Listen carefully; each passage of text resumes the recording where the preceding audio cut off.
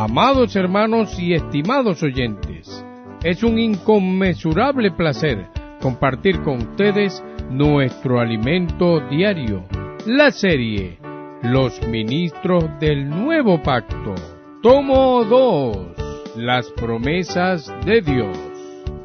Semana 2, Dios me capacitó. Basada en la carta a los Romanos, capítulo 12, versículos del 4 al 8. La primera carta a los Corintios, capítulo 12, versículos del 4 al 6. Segunda carta a los Corintios, capítulo 3, versículo 6. Carta a los Efesios, capítulo 4, versículos 11 y 12. Día martes. Lectura bíblica. Libro de los Hechos, capítulo 1, versículos del 15 al 26. Carta a los Efesios, capítulo 4, versículos 11 y 12. Leer con oración.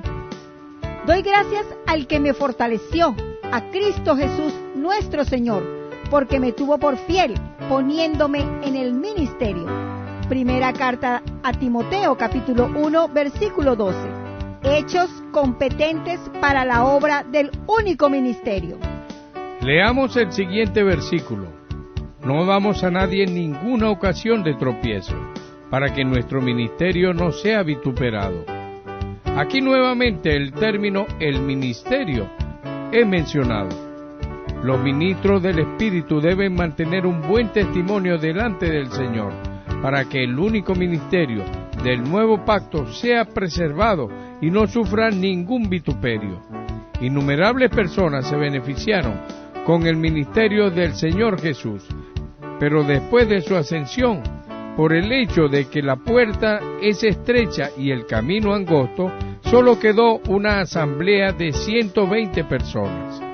Para liderar a los discípulos, el Señor usó a Pedro, que delante de esa asamblea mostró a los hermanos la necesidad de que alguien ocupara el lugar dejado por Judas.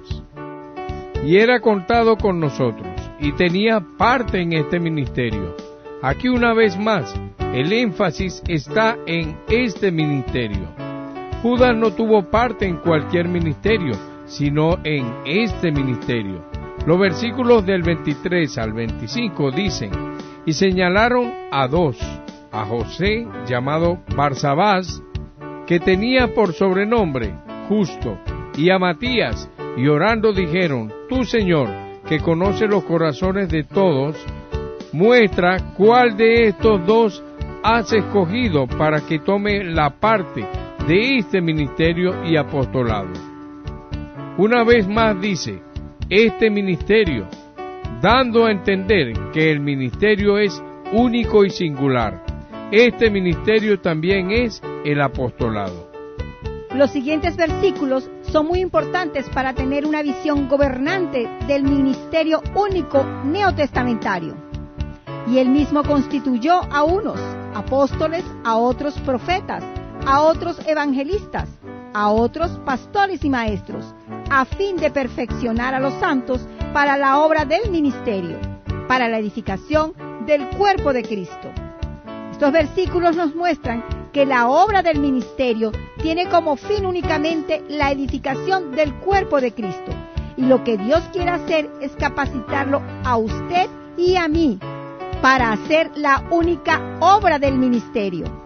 La obra que hacemos es una sola, ya sea en Brasil, Sudamérica, Centroamérica, Norteamérica, Europa, África o Asia. Es una sola obra, la obra del único ministerio de la edificación del cuerpo de Cristo. Los próximos dos versículos, Primera de Timoteo, capítulo 1, versículo 12, Segunda Timoteo, capítulo 4, versículo 11, nos muestran una vez más que el ministerio es único y singular, por medio del término el ministerio. Doy gracias al que me fortaleció, a Cristo Jesús nuestro Señor, porque me tuvo por fiel poniéndome en el ministerio. Y solo Lucas está conmigo. Toma a Marcos y tráele contigo, porque me es útil para el ministerio. ¿Cuál es el propósito del ministerio? El ministerio neotestamentario debe tener un único objetivo: edificar el cuerpo de Cristo. No tiene como propósito un fin personal. Reconocemos que hay muchos obreros, siervos de Dios, que tienen un ministerio, llenan estadios y son muy usados para salvar personas. Pero ¿se encajan en el único ministerio de la edificación del cuerpo de Cristo? El ministerio solo tiene sentido cuando existe un pueblo de Dios para conducir. Adán tenía una relación personal con Dios. En la Biblia no se menciona que él tuviera un ministerio. Lo mismo ocurrió con Abel, Enos, Enoc, Noé e incluso con Abraham. No hay mención de un ministerio en la época de ellos. Cuando Jacobo descendió a Egipto, su descendencia se volvió numerosa. Eran aproximadamente 2 millones de israelitas que dejaron al Señor. Cuando fueron despertados y comenzaron a clamar, surgió la necesidad de un ministro que condujera al pueblo. El pueblo permaneció cautivo en Egipto durante casi 430 años y Dios necesitaba capacitar a una persona, es decir, formar un ministro para liberarlo. Dios no tuvo prisa y se tomó 80 años para producir a un ministro, a una persona adecuada. Eso nos muestra que Dios valora a la persona y desea formar personas adecuadas para servirlo. El ministerio del Antiguo Testamento surgió con Moisés, pues había un pueblo al cual se debía conducir y cuidar. El ministerio es una comisión, una incumbencia, una misión que un grupo de personas recibe de Dios para conducir a su pueblo desde un punto de partida a un punto de destino. Eso es el ministerio. El ministerio solo tiene sentido cuando hay un pueblo de Dios para ser conducido. Dios quiere trabajar en mí y en usted para hacernos ministros del nuevo pacto. Y ese trabajar no es nada fácil, pues envuelve mucha tribulación y sufrimiento. La puerta es estrecha y el camino angosto.